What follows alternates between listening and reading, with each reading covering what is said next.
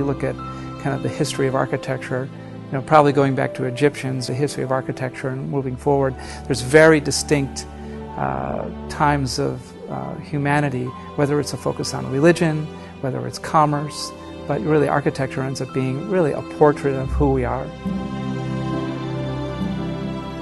The tall buildings are where we really became a mercantile society. When you think of the old world and you think of all the churches and cathedrals, it's really where the focus was on obviously who we are spiritual. And then you go back to the Egyptians and the pyramids, they were the architecture about the afterlife. So you really define our societies by their architecture. I'm Jonathan Parks and I'm an architect. If Sarasota didn't exist, I don't know if I would actually have an architecture firm in Florida. First time I was in Sarasota was 1971. My aunt had asked us to come down, and I had my first introduction to the mid-century modern Sarasota architecture.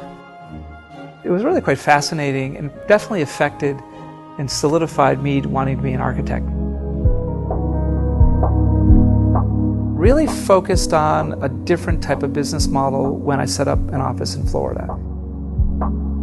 I wanted to set something up where it had more of an impact on the town or the city or the place that I lived at. We never did any advertising. For the first 3 years of our office, we actually had an unlisted phone number, so you couldn't find us in the book.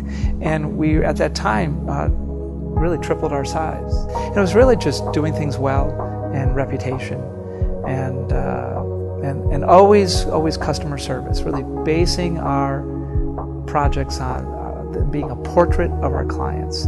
And our projects all look different, and the people that hire us really want that. They don't want what other people have. They want something that's unique to them. A good friend of mine once said, Jonathan, you absolutely have it wrong. And I said, what do you mean? He said, you think that your legacy is actually the buildings that you're doing.